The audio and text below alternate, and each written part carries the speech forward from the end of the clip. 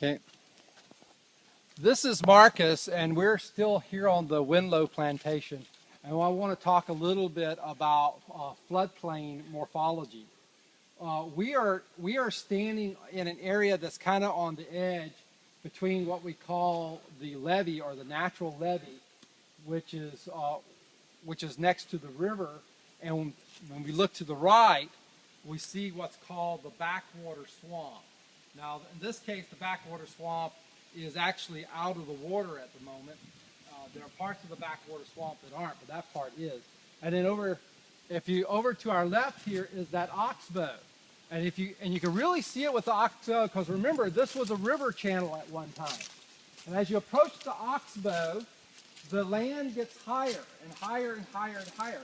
When the water was running through this, when the river would flood, it would scour out the sand and stuff out of the middle of the channel and deposit it on the sides.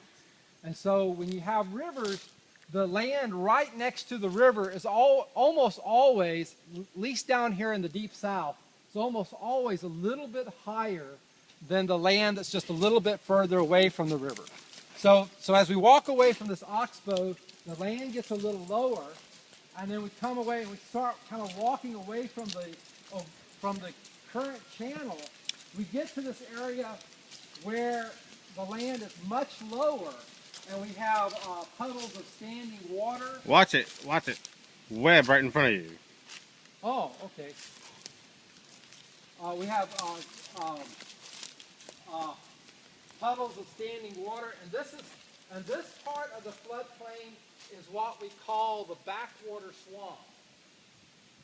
And of course it's full of the backwater swamp around here is usually full of tupelo trees and ball cypress. So we have our great big mammoth huge ball cypress in the backwater swamp, as well as these trees right in front of me.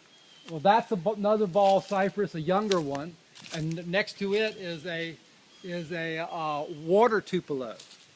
So anyway, these roots that are sticking up, these are cypress knees.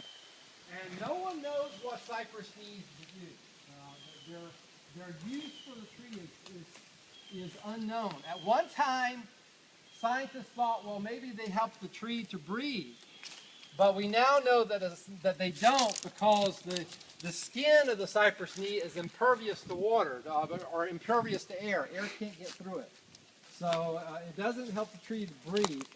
So now the current theory is that maybe it helps the tree be supported, holds the tree down somehow.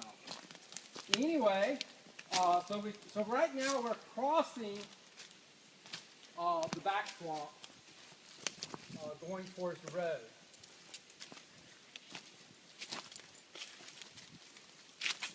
Now, one important rule is when you're in the woods and you're kind of falling along a river, and there's the possibility of getting lost. Don't do what the people in the Bear Witch Project do and go tromping off through the woods.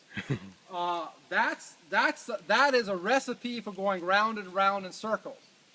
Water always goes downstream, and rivers and creeks always lead to civilization. So if you're ever lost in the woods and you come across a creek or a river, walk downstream and you'll come to something eventually. It might take a while, but eventually you'll come to something if you just walk downstream from the river or creek. So that's just a good little rule of thumb if you ever find yourself lost in a swamp. Well, this is Marcus and Mario. And so we'll talk to you later. God bless. Bye-bye. Bye-bye.